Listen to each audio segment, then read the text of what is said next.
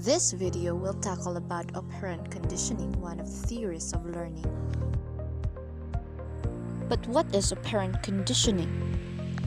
Operant conditioning is a type of associative learning process through which the strength of a behavior is modified by reinforcement or punishment.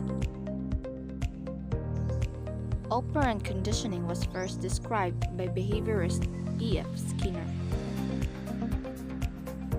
Positive reinforcement involves the addition of reinforced stimulus following a behavior that makes it more likely that a behavior will occur again in the future. Punishment is used to decrease the likelihood of an undesirable behavior. Punishments often include some kind of consequences for the person doing the undesirable behavior.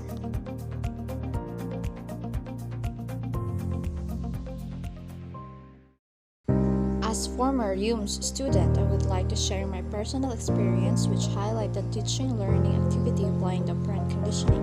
The next video will serve as the reenactment of my previous work immersion during senior high years. Good morning, everyone! Good morning, Miss! Okay, so our topic for today is all about Shape! Very good! So, who among you here, if you hear the word shape, unsay maabot dayon sa inyo ang kuna-kuna? Okay, Clyde? Like circles. Okay, very good. Kung makadungog mo word na shape, muna na ninyo na ay circle, na ay square. So, very good. But before that, na ako i-show sa inyo I have something to show you. A video nga makapa-introduce pa sa atua kung unsa ang mga lain-lain nga mga shapes. Okay. While ga-play ang video, pwede mo kaapil og kanta.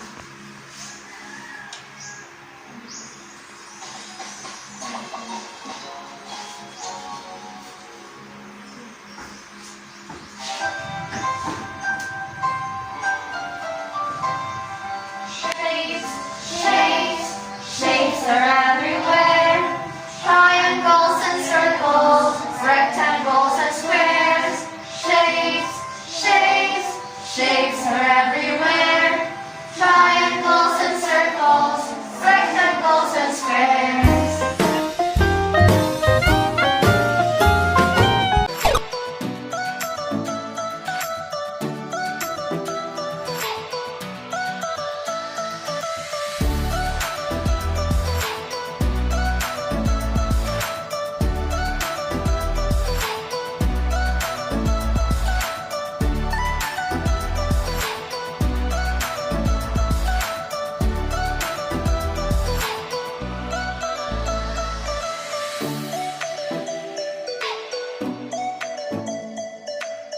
Okay, children, did you learn something? Yes! Very good, and it's so nice to hear those positive feedbacks. Also, to test your learning, na ako'y ihatag nga assessment. And whosoever nga makakuha og correct answer na ay prize. And tagaan na mo og a round of applause. So, paano ninyo ang prize after sa ato nga class? So, willing na ba mo answer? Yes!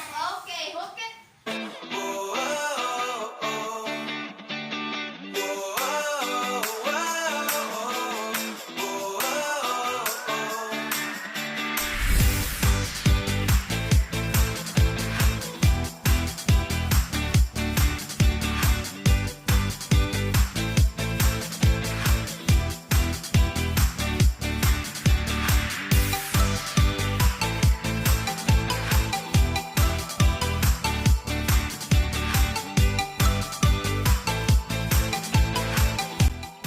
As their teacher, I used the positive reinforcement like praise and reward to improve the response.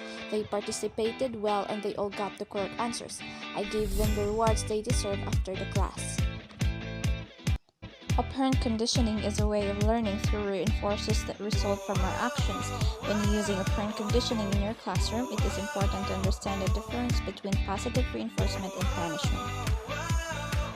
Using operant conditioning can give students immediate feedback about their behavior.